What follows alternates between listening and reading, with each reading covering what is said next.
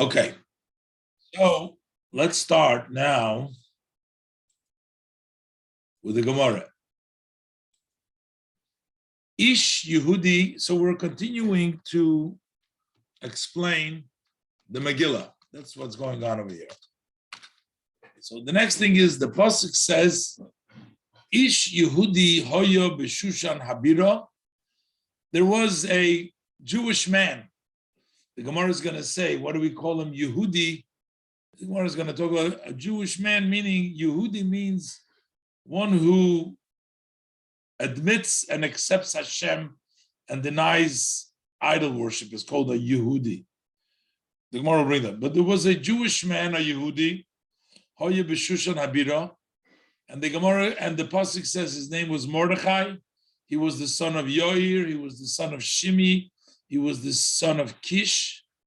Ishimini. He was from the tribe of Binyamin. Ishimini. Yemini means Binyamin.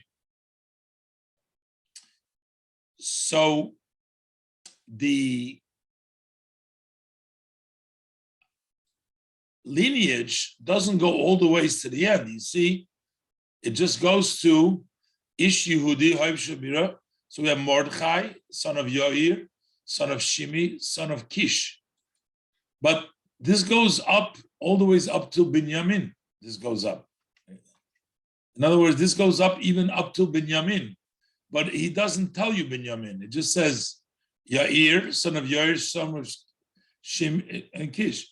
Now, if we're trying, the Gemara says, to tell you that Mordechai is a great-great-great-grandson of Binyamin, why did you stop by Ben Kish? Why didn't you go further back? Or why didn't you just say Mordechai ben Yoir? Why bring in only these names? What's the significance? Frag the Gemara, that's what the Gemara says. Micah Omar. What is he saying in the Megilah? What is he trying to say over here? Ili Yechusi Ka'asi. If he's coming to give you his yichus, his lineage, he's coming to tell you how he comes from the tribe of Binyamin. So then if that's the goal, if that's the purpose, liyachse ve'ozil ad Binyamin. So he should have made the lineage and go ahead, give the yichus until he came to Binyamin. Why did he stop by Ben Kish? Elo, Maishnahani. So why are these different? Why were these mentioned? Why only Ben Shimi, Ben Yoir, Ben Shimi, Ben Kish?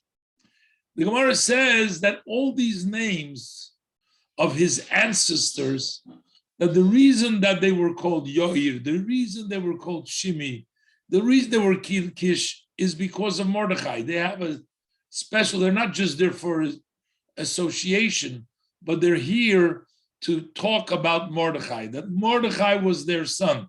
The names that they have, Tana, we learned in Abraisa, Kulon, all these names that are mentioned in the Pasuk, Al Shemoy Nikru, they were called on his name meaning on who he was.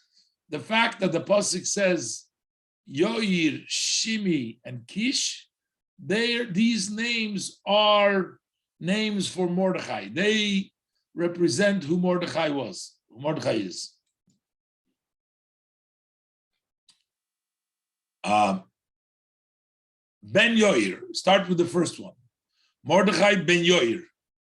Yoir means to illuminate, to enlighten. He was Ben, he was a son that enlightened. Ben Sheheir Einehem Shel Yisrael Bitfilosoi. He was a son who illuminated the eyes of the Yidden through his prayer. What does it mean specifically, illuminated their eyes? Meaning that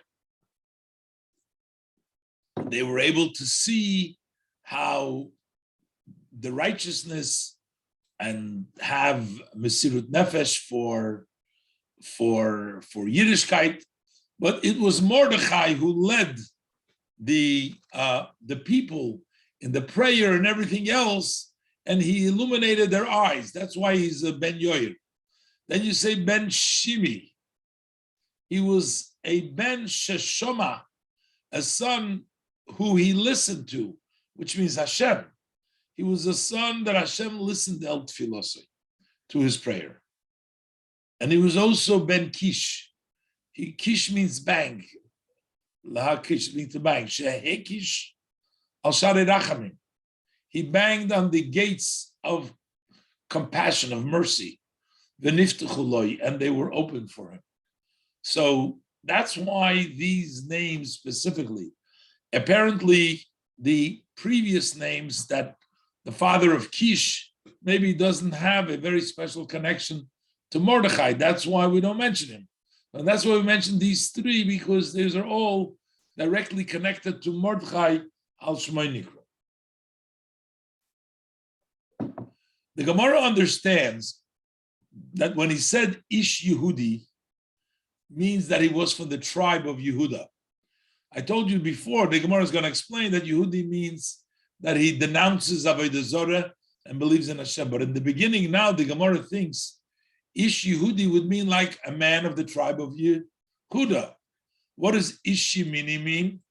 A man of the tribe of Binyamin. Binyamin is called Ben Yamin, the son of Yamin. So what is he? Is Mordechai from the tribe of Yehudi? He's a man of Yehudi. Or is he a man of Binyamin? So the Gemara thinks in the beginning that his mother was from the tribe of Yehudi, from Yehuda, and his father was from the tribe of Binyamin. So he was really an Ish Yemini, but he was also Ish Yehudi. The Gemara, Korile Yehudi. He refers to him, he calls him a Yehudi, Alma. So Misi, that Yehuda Kosi, that means that he comes from the tribe of Yehuda. But then V'Korile Yemini, he also calls him Yemini. Alma, so we see Binyamin Kosi, that he comes from Binyamin.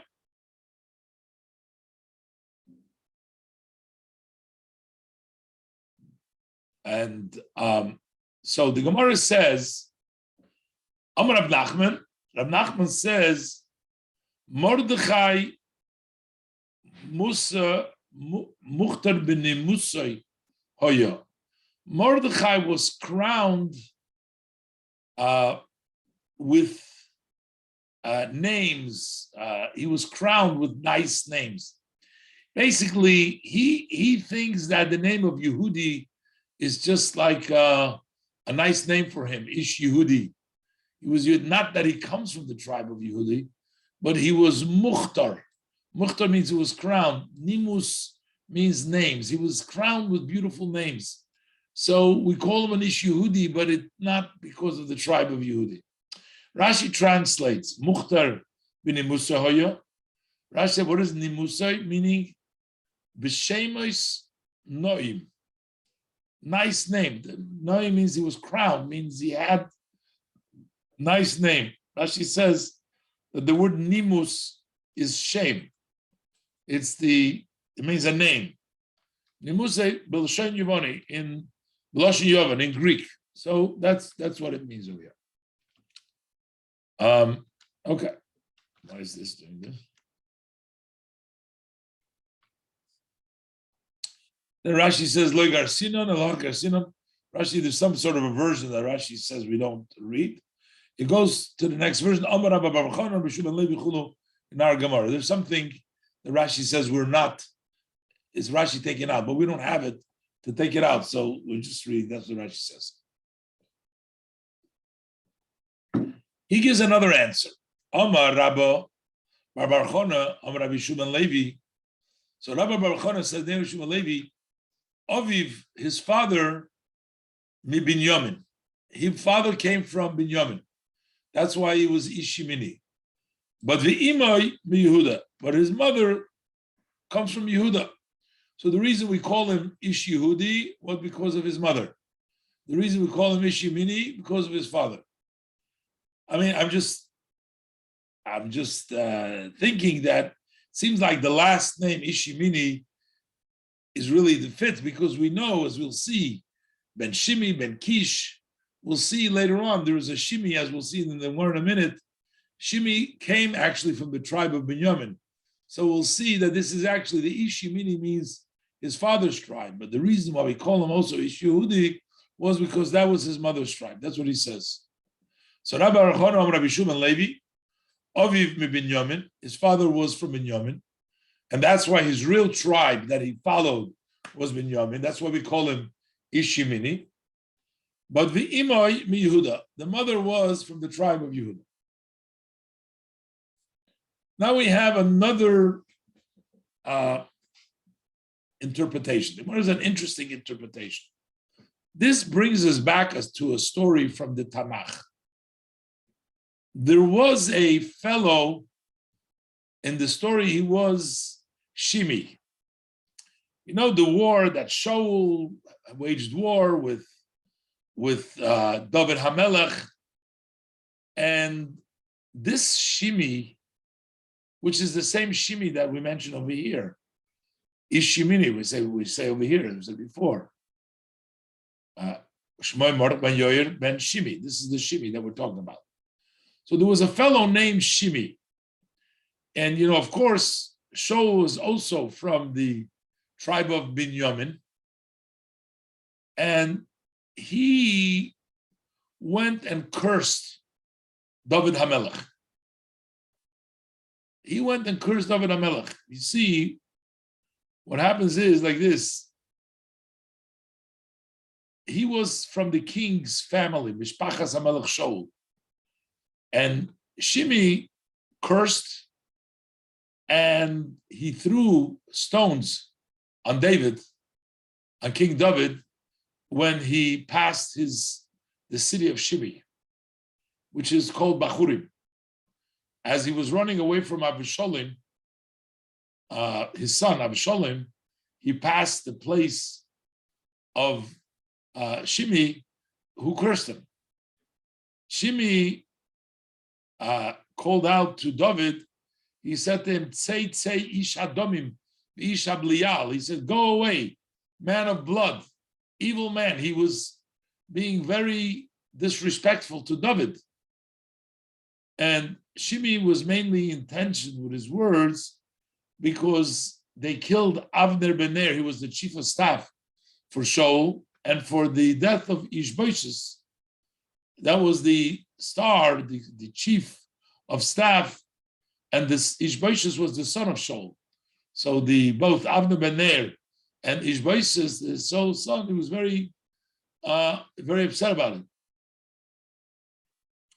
So in any event, later on, Avishai ben Tzeruya, who was with David, he asked from David permission to kill Shimi.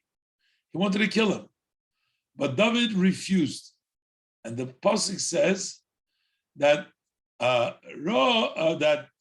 David saw this as a punishment from the heaven that he was insulting him. But the bottom line is that David did not kill Shimi. The Gemara is referencing now the story over there. And what happened was that the fact that Mordechai was alive was the fact Mordechai, the fact that Mordechai came about, he was a descendant of Ben Yoir, Ben Shimi, Ben Kish. Had David HaMelech killed Shimi, right, who cursed him, had he killed him, then Mordechai would be non-existent, correct? Because Mordechai was Ben Yoir, Ben Shimi. He was the son of Shimi. I'm assuming that the Gemara assumes that Shimi gave birth to Yoir after that incident. Because if he gave birth before the incident, maybe you guys can look it up over there in the art scroll over there. But I mean, it makes sense, because otherwise, maybe he gave birth to Yoir before that story. But in this case, the Gemara quotes the story, had David killed Shimi, then it would be no Mordechai. So basically, who is taking credit for Mordechai was Ish Yehudi. In other words, the people of the tribe of Yehuda said, oh, Mordechai, he is a man of Yehuda. Why is he a man of Yehuda? Because King David, who comes from Yehuda, allowed his grandfather Shimi alive, and that's why he was born. So they're saying, Ish Yehudi, he's a man. The reason he's a man, the reason he's alive today is because he comes from Yehuda. Is because why? Is because King David didn't kill him. And Benjamin said, what do you mean? But he's ours. So who gets the credit for such a great person as Mordechai? So the Yehuda said that they claim credit for him. Literally, he was from the tribe of Benjamin. That goes without saying. But who took pride for him? Who said, they're my man? So Yehuda said, oh, it is because David didn't kill Shimi. That's why he's around. But Benjamin said, no, he comes from the tribe of Benjamin.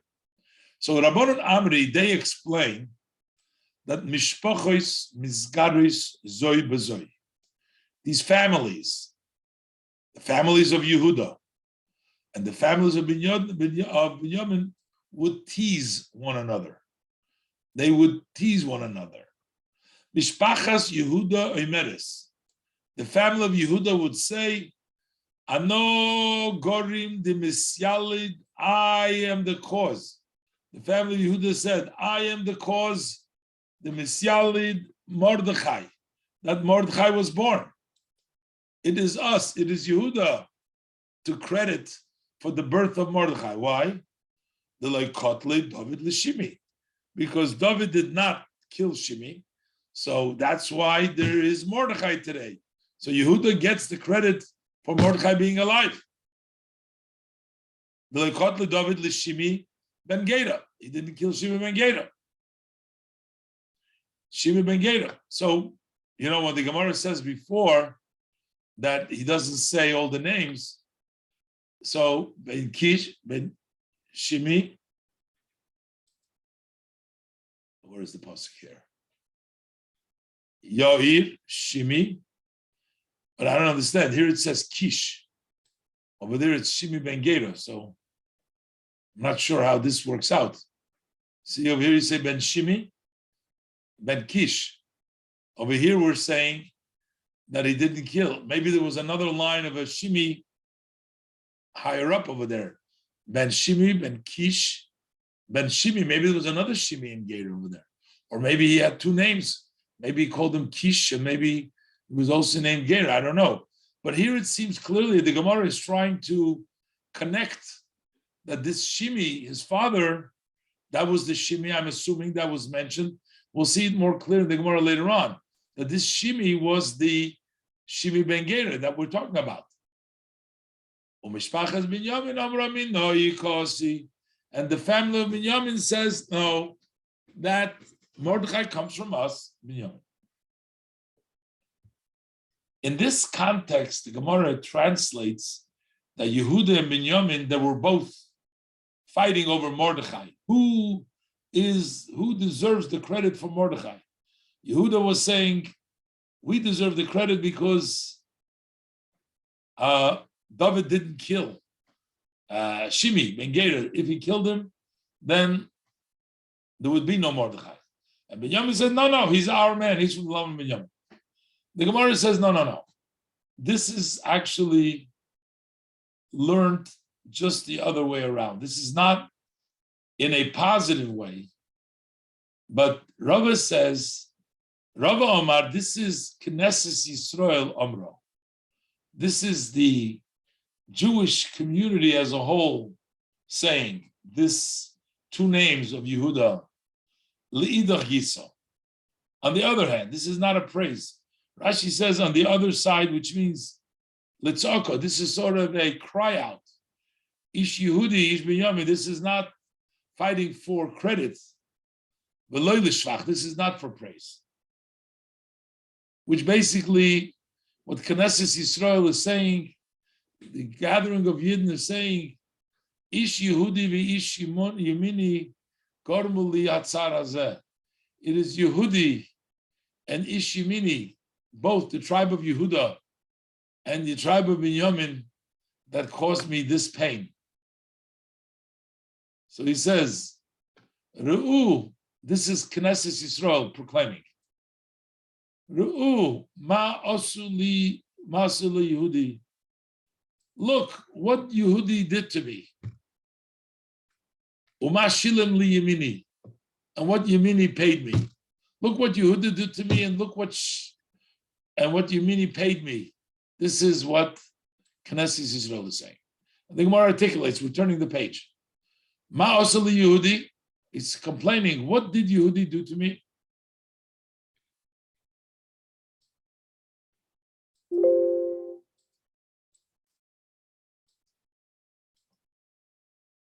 Deloi Kotle David Lishimi. He said, look what he did. Why did you kill Shimi?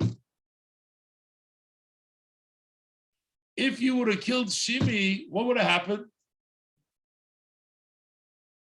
Then Mordechai wouldn't be around. And if Mordechai wouldn't be around, then Haman would not be jealous and would not cause all the problem. Deloi Kotle David Lishimi. He didn't kill Shimi because really, as Rashi says, David Lishimi, Misa. He was liable for death, Shimi. Why? Because when he cursed David, David should have killed him. And if he would have killed him, the Isyalid Minei Mordechai, because Shimi gave birth to Mordechai, eventually, Ben Yoir ben Shimi, the Mikne Be Haman. And Haman was born from them. So in other words, the fact that Ish Yehudi is not a praise, not fighting, oh, look, Mordechai was born from me, but rather, Mordechai was born. In other words, according to the Gemara over here, he should have killed Shimi and Mordechai wouldn't have been born. And if Mordechai wasn't born, then Haman would not become jealous, and then he wouldn't make the decree against the Jewish people.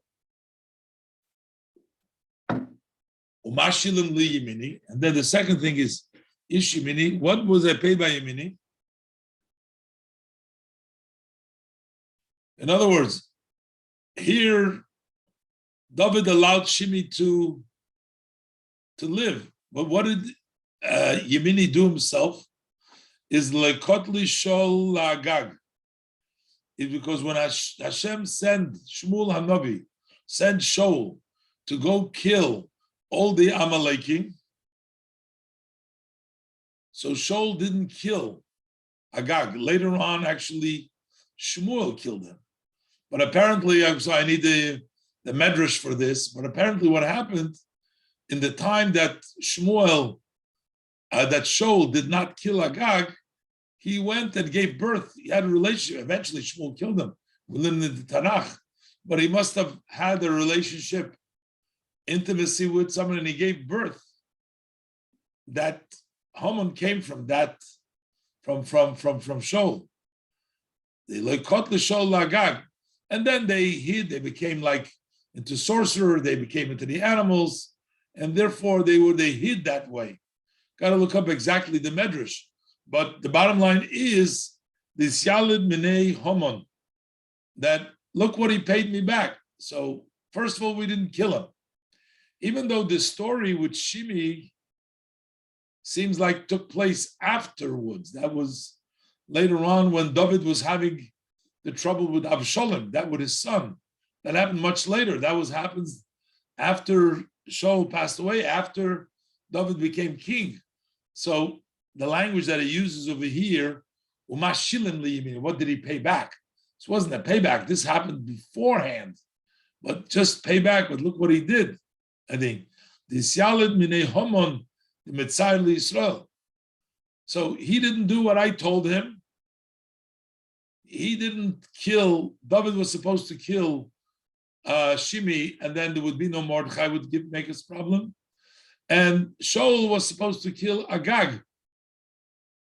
But he says Shilon we paid back because almost to say, we didn't kill you, and then you didn't do also what you were supposed to do, kill Agag, and then that gave birth to Haman and Tzar Yisrael. Now, I'm not even sure that it means literally that. I'm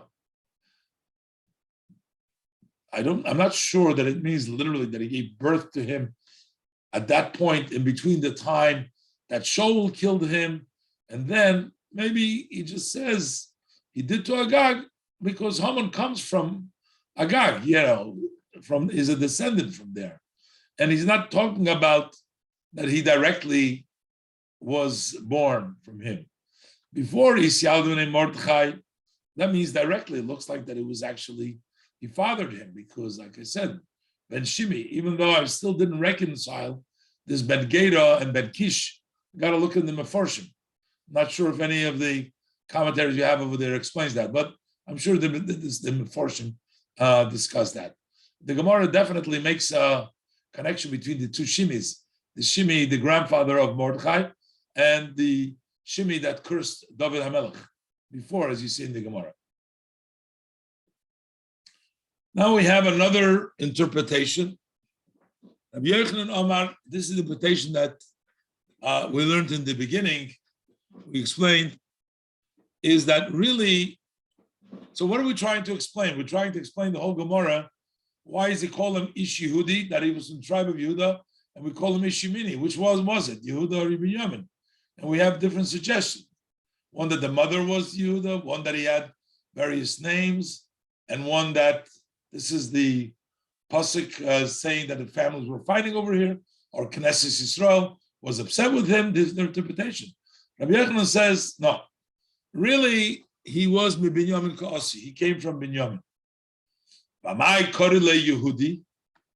So why do we call him Ish Yehudi? We're saying a Yehudi man.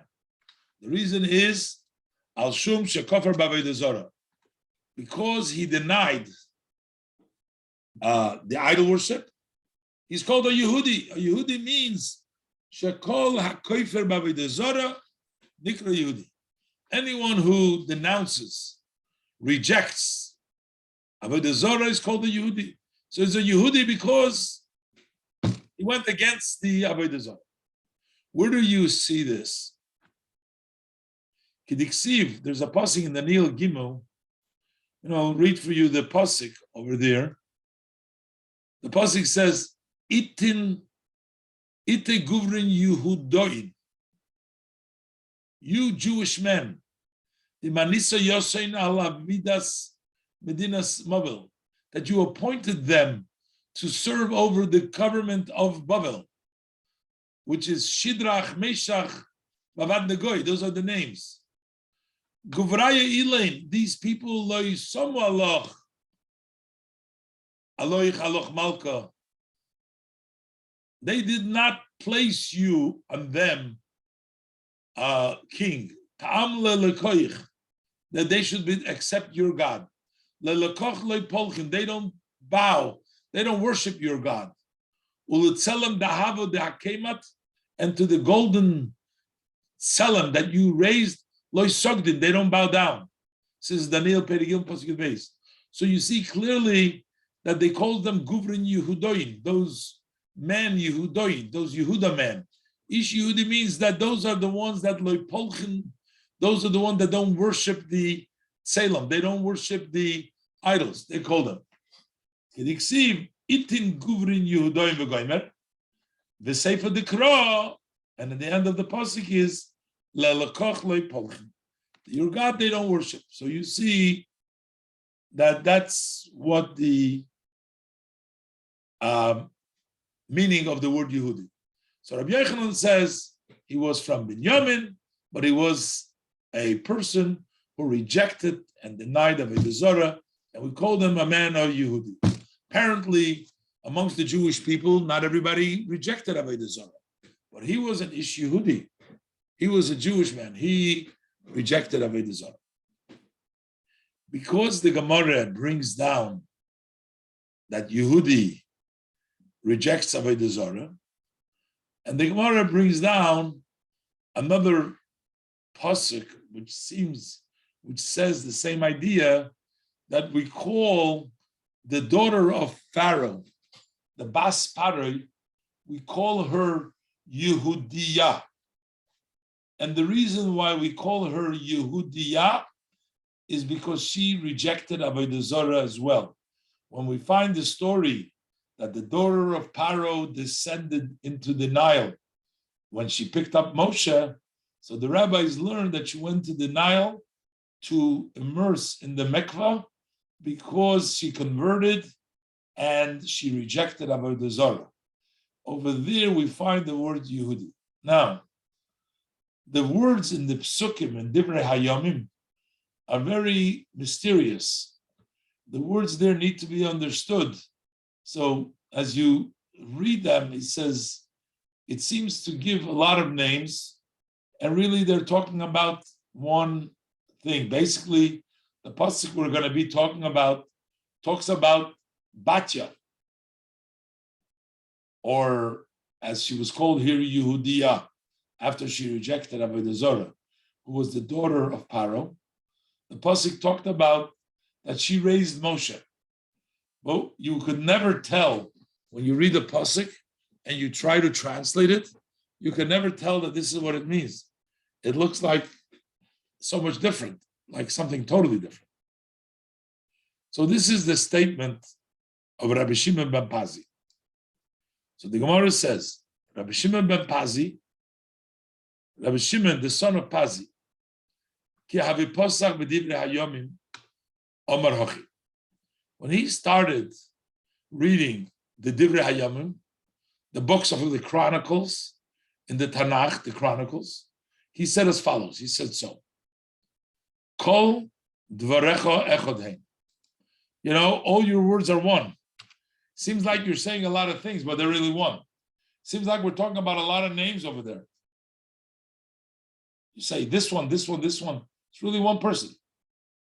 Look Rashi. Kol dvarecha echad hein. He says, Keneged ha-sefer hoyoimer. He was saying that for the sefer. Which sefer? The sefer Divrei Hayomim. He would say, Kol dvarecha Divrei Hayomim. All your words Divrei Hayomim achasem. They're really one. What does it mean all your words are one? Which means, Harbe shemes atamaskir. You mention many names. You say Ploini, this one, Uploini, and this one. And they're just really one person. You'll see all the names over there are referring to Moshe. It seems like she gave birth to this one, this one, this one, and it's really one. It's really Moshe Rabbeinu. So he says, Kol dvarech echadem. It seems like they're one. But va'onu yoidim ledarsham. We know how to expound it. Which means we're going to unravel the secret. We know how to reveal and find the mystical of the names. Rashi teaches,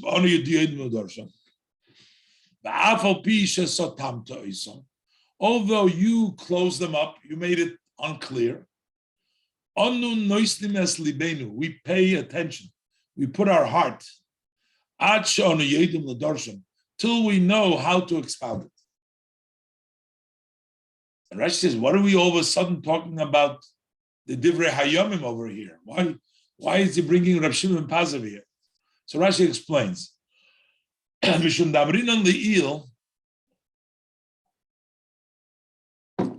we said earlier, Kol hakoifer b'avodah zarah nikra Yehudi. Everyone who denounces avodah zarah is called a Yehudi. Nakat la'acha. That's why he mentions it here. Because here too, he's going to say that we called the Bas Paroi. We called her Yehudiya because she denounced the avodah zarah. Now here, tell me the strange pasuk that we read in Divrei Hayomim, and the first volume of Divrei Hayomim, in chapter 4, verse 18. The verse says like this, V'ishto. Ishto means his wife. I'm going to tell you, unravel it for you so that it makes sense, the pasuk. But the Gemara is going to translate it in a minute. Ishtoi, his wife. the wife of Kolev. Kolev married the daughter of Pare. And that's why he calls her his wife, the Yehudiya. So Kolev's wife, the Jewish one, that is Batya, the daughter of Pare, Yolda, she gave birth. She didn't really give birth. She raised as Yered. Who's Yered? Moshe Rabbeinu. So the wife of Kolev, the Jewish one, which is Batya, gave birth, means raised Yered, Moshe Rabbeinu. Moshe Rabbeinu is called Yered. He brought down the Torah. We'll see. Avi Gedor, we call him also the father of Gedor. Also Moshe. Veschever, also Moshe. Avi Shuchai, also Moshe. Ves Yekusiel, and Yekusiel. Avi Zanoach, also Moshe. You see, Rashi said before, has a lot of names, all the names. She says that she gave birth, seems like she gave birth to Yered. If you read the pasuk, she gave birth to Yered, who ended up being the father of Gedor. She ended up giving birth to Chaver, who ended up being the father of Shuchai. She ended up giving birth to Yekusiel, who ended up being the father of Zanoach. But these are all not different people. She only gave birth. She didn't give birth. She only raised Yered. But these are different names that we call that same person. And there's a reason why we call them that she gave birth to Gedor, to Shuchai, as the Gemara will see. What does the pasuk conclude? Ve'ele b'nei Batya bas Pare. These are the daughters of Batya, the sons of Batya. It says plural, sons. But the Gemara says no, those are just names. The daughter of Pare Shalokach Mered. Who married? Who's married? That's Kolev. Now, if you need to be anything more confusing, I don't know. I've never seen anything as confusing as this pasuk. I mean, it doesn't say anything of that in the verse. But what it does say is, these are the sons of Batya. So that means that we're talking about Batya bas Pare, right? The only statement that we know that Batya was bas Pare. So since you say these are the sons of Batya bas Pare, so that means that the Ishtar was Batya bas Pare, because that's what we say. And that whole pasuk over there talks about, see, Rash talks about Kolev, as we'll see soon. We call him Merit. Okay. But first, let's start with the beginning. Amai Kori Lo Yehudiya. Why was she? Who's she? Batya. Why is Batya called Yehudiya? Because we said, and his wife was HaYehudiya, which the children that she bore those are the sons of Batya. So why was she Batya? Are you guys following me? Hello? Yes. Yes? Okay. Why is it called Yehudiya? The Ishtar Yehudiya v'goymer says in the pasuk, Ba'aloi Batya Shmo. But her name was Batya. The pasuk says, Megilah b'nei Batya. These are the sons of Batya. So we're talking about Batya over here. So the Ishtar Yehudiya was Batya. So why was she called Yehudiya? Al Shum Shekafra B'Avodah Zarah. Because she denounced, she rejected, she denied Avodah Zarah. So that's why the Gemara is bringing down this whole drush over here, because we say that he was called Ish Yehudi because he rejected Avodah Zarah. Where do we see that this Batya, Bas Pare, rejected Avodah Zarah? Diksiv. It says in Shmois Beis, Bateret Bas Pare Lirchetz Al Yair. The daughter of Pare descended to bathe in the Yair, in the river. Rabbi Chaim said, why did she go there? She went to bathe from the Gilulim, from the abominations, from the Avodah Zarah of her father's home. And what that is, lirchitz means litvoil, the shon gerus, to immerse for conversion. It went into the mikvah basically to bathe for conversion. So now the Gemara says, the Gemara knows that Yered means Moshe Rabbeinu.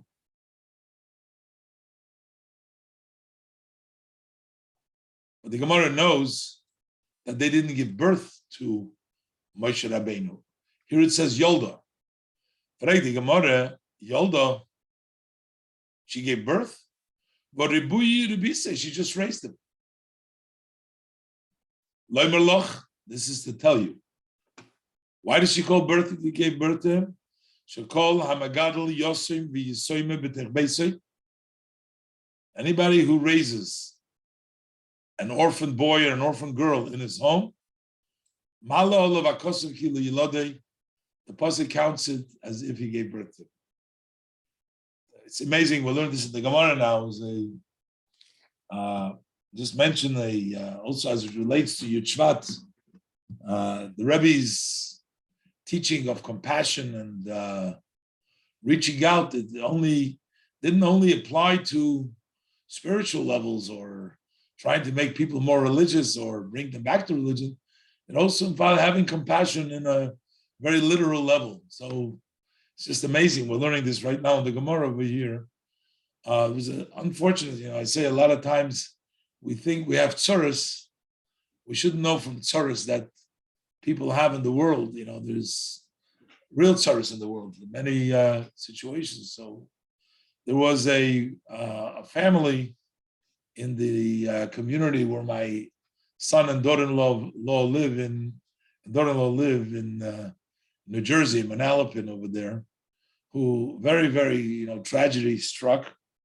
And the mother, a young woman, 5 years ago, she passed away from that dreaded disease.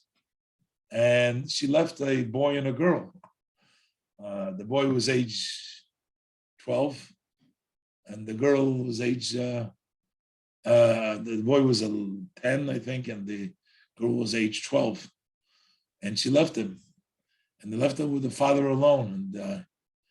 And the father did the best he could, raise the children, and someone was also involved helping them get them to the right yeshiva for them. They're like modern Orthodox, observant, and good. Went to good yeshivas and good schools. And the person being worried that he's a single parent, what happens? God forbid something happens to him. So he made a will, and he was so impressed with my son and daughter-in-law. He says he wants them to be the legal guardian. That's from his end. And the worst imaginable tragedy could happen. 5 years later, the guy passes away.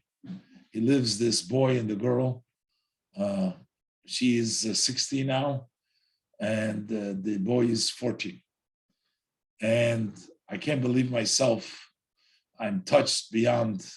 My son took them into the house. He has a small, modest home that he lives in with his own family, Kanai. They have a bunch of kids themselves, and barely managing. But they took in this boy and the girl, teenagers already, and it's going to change their legal guardians and take care of them. So this is the pasuk we're saying over here, that anybody who raises a orphan, a boy and a girl, and they're raising them, both of them, so that's considered that if they gave birth to them. So this is part of the influence that I'm sure it takes somebody to be dedicated to the mission and the teachings of the Rebbe to reach out on every level that they were able to do so. Anyways, I just figured I wanted to interject that in the middle of our learning. Okay, so who did she give birth to, or who did she raise? She raised Yered. Yered is Zamoshe. Why was Moshe Rabbeinu be called Yered? V'lo nikra shmo Yered. Why is his name called Yered? Sheyorad lahem li Yisrael man b'yamav. Because he brought down for the Yidden during his days. Yorad. Yered means brought down. He brought down the man during his days. The next name over there, it says, Avi Gedoir, who was the father. So Yered was the father of Gedoir. No. There was no Gedoir there. It says Yered, the father of Gedoir. That would mean that he had a son, and Yered was Gedoir's father. The Gemara says no. Gedoir is also Moshe Rabbeinu. That's all the names. Shegodar Pirseisayim Shel Yisrael.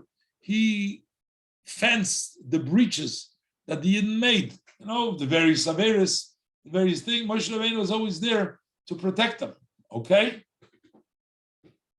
Next name, it says, that would seem like another child. Chaver, right? She gave birth to Yered, who was the father, and Chaver. No. Chaver is not another child. It's still Moshe Rabbeinu. Moshe Rabbeinu, Chaver, Shechiber es Yisrael. He connected the Jewish people, Avim Shebashamayim, to their Father in heaven. That's why he's called Chaver. And then we say this Chaver was the father of Suchai. No. There was no father of Suchai, but Suchai is still Moshe Rabbeinu. Shenasa lahem liYisrael kisukah. He became to the Yidden like a sukkah. No, I'm sure over the ages there's lots of beautiful drushes. The rabbis expounded it and explained it well. We're just learning the Gemara, the basis. And then later on, we can go ahead and use drushes for it. But all the different connections and the Marsha and the other commentaries throughout the generation of the history. But we're just reading the plains directly from the Gemara, the source. Then it says, give birth to Yikusiel. There's another one. Ves Yikusiel. Yikusiel is still Moshe Rabbeinu. Yikusiel means Shekavu Yisrael Lekel B'Yamav. This comes from Lashon Kaveh, hope. The Yidden hoped for Hashem, Lekel, in his day. They were hoping to Hashem in his day. And he was the father of Zanoyach. Zanoyach means he let go. She is Niach Avinisem Shel Yisrael. He let the Jewish sins drop. That is all Moshe Rabbeinu. And then it says 3 times. It says the father of Gedoir, the father of Shuchai, and the father of Zanoyach. Could have just said Yolda, Yered, Gedoir, Chover, Shuchai, Yekusiel, Zanoyach, and that's it. But we also stick in the father. Why did it say Avi, 3 times Avi? He was Av b'Torah, Av b'Chochma, and Av b'Nevius. He was a father in Torah, he was a father in wisdom, and he was a father in prophecy, meaning he was ahead of everybody else. Okay, again, I've not seen any other pasuk, so interpreted, twisted from the inner meaning. It'd be interesting to see how the Rashi on the Divrei Hayomim translates it, or the other Meforshim over there. Perhaps this is just a drush of the Gemara. Maybe there is the simple meaning of the Pshat over there. But this is just a hint for all this that the Gemara darshans over here. Now the Gemara first wants to understand, why does it say Ve'ele b'nei Batya asher lokach mered? That mered took. This is Kolev. V'chi mered shmoi v'alei Kolev shmoi. His name was Kolev. How do we know his name was Kolev? So Rashi says, "V'alei Kolev shmoi shebekel mishtei kra." You look in the pasuk, you see it's talking about Kolev over there. So why are we saying that married by Kolev? So the reason we call him married, Amar HaKadosh Baruch Hu, Hashem says, Yovi Kolev, Shemorad Batzas Meraglim. Let Kolev, who rebelled against the advice of the Meraglim, the Yisas Basparei, Shemoradu Begilulu Beisavir. Let him marry the daughter of Paru, who rebelled against the Avedazor of her fathers. Hochi Garsin of Yisa Batya, we have the Yisa as Bas Paroi. Rashi says the Girs is the Yisa Batya. Shemorda B'Gilul B'Saviyah. So there says that's why she's called Batya. When he married her, that's her name became Batya. So that the fact that we learned before, Ishta HaYehudiya, that we call it, she changed to Batya.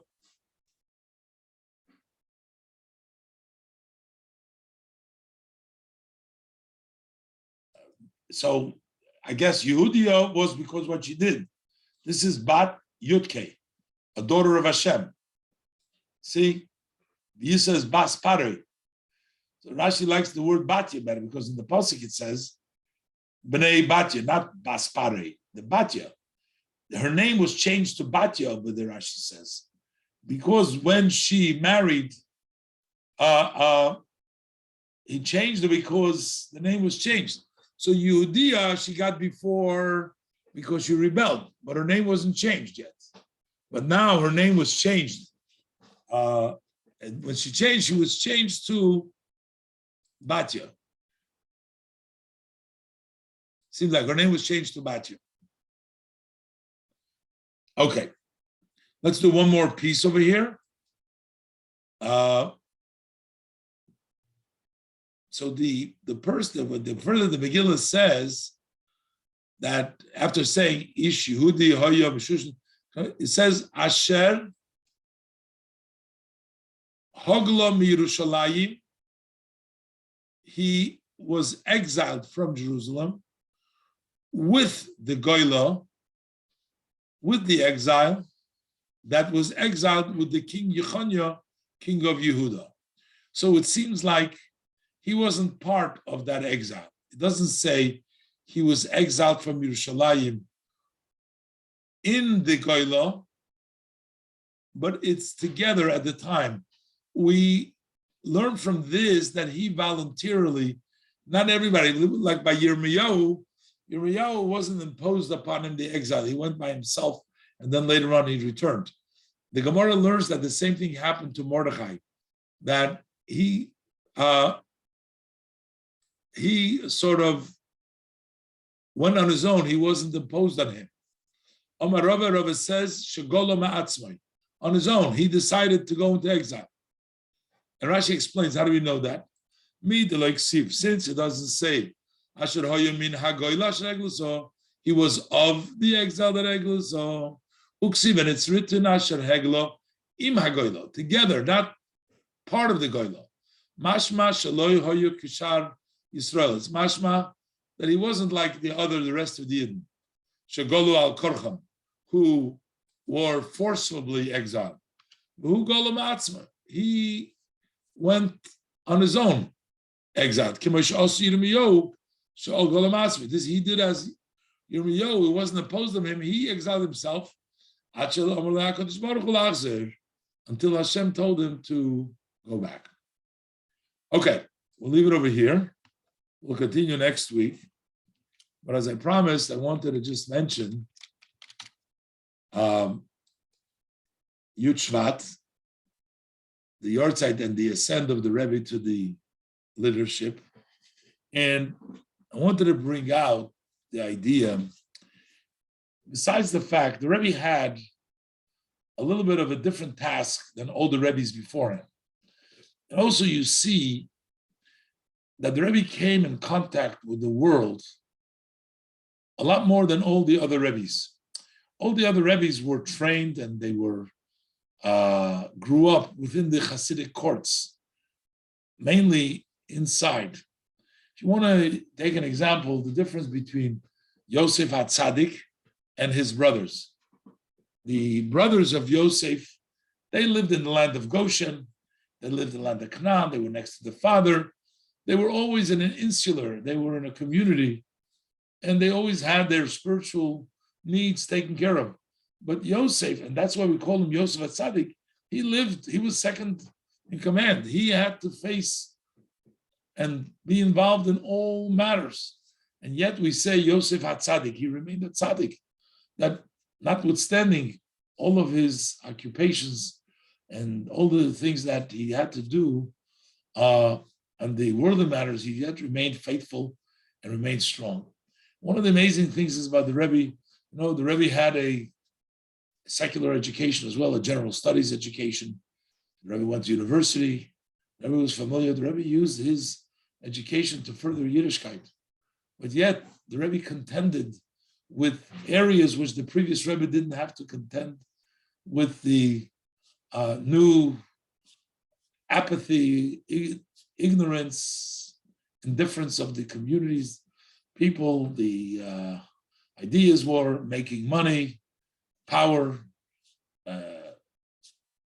increase of self, but there wasn't so much room for Hashem, for Torah, commitment, and raising level. The Rebbe was faced with a challenge, as we see today, to change the world so that the world should become a place. The Rebbe had to reach out to people in the further corners physically, also in the furthest corner on a spiritual level. The Rebbe had to reach out to them. And yet, the Rebbe remained a Rebbe of the Chassidim, teaching Torah on the most profound and deepest levels, the revealed part of Torah, the esoteric part of Torah. The Rebbe taught to do mitzvahs in the greatest and the most profound ways, taught us in order to daven properly, to have kavanah. Basically, the Rebbe taught us that shouldn't just do mitzvahs to do mitzvahs, but to do mitzvahs with excitement, to do mitzvahs with enthusiasm, to love Hashem, to fear Hashem, to believe fully in Hashem, to pray to Hashem, and to bring about. This is also in the parsha. While the Jewish people were complaining about the manna, they didn't have this, that, but yet they knew that Hashem could provide it for them. So sometimes we complain, and we aren't happy about situations, but yet we believe that Hashem is the one that can provide it for us. The Rebbe sought to reveal that level of belief that we all have in Hashem, in the Torah and the mitzvahs. And the Rebbe worked diligently through every aspect that the Rebbe had to further this idea. The Rebbe never gave up. Sometimes you see people are too busy. I'm busy turning the whole world around. How do I have time to learn Gemara, learn Chassidus? How do I have time to do mitzvahs? How do I have time to daven? I'm preoccupied. Now, one thing did not conflict. On the contrary, the truth, they complemented each other. Rebbe was the genius and the greatest in all aspects, in all level. Didn't give up on anything. And that was the real thing. We live in a world, there's a lot of make-believe, a lot of fake stuff going on there. People pretending to be what they're not. I don't know if you heard this big tumult about this Chaim Wolosow over there with all this stuff that he was involved with. Came across as being a therapist and a great rabbi writing books, ends up being an abuser and took advantage of people, of children, of women, and et cetera, et cetera. So, problem is sometimes people learn Torah, but the Torah doesn't teach them anything. They don't become on a higher level. We live in a world, in a make-believe world. People are just good actors. They act, they pretend. They're not really, they don't become part of the Torah. The Torah is not their life. They're not who they are. Rebbe represented Torah in its purity, holiness, righteousness. Wasn't just a person that knows an endless amount, is a genius, is a photographic memory and everything else, but rather personified the truth, the essence. The Torah that was studied made into holy, made him made him into a tzaddik, was the righteous. Lucky are those that have a connection to the tzaddik of our generation through his shluchim, through his teachings, through his role modeling, and hope on the Rebbe's anniversary of his ascent that we will stay connected, and the Rebbe above will pray for Mashiach to come and bring us to the Beis Hamikdash. I'll take us out of Galus, B'meir V'yomeinu, and Mashiach now. Okay, so this leaves our class, and the Mitzvah Shem will meet next week again. Thank you, Rabbi. Thank you. Hope you enjoy the class.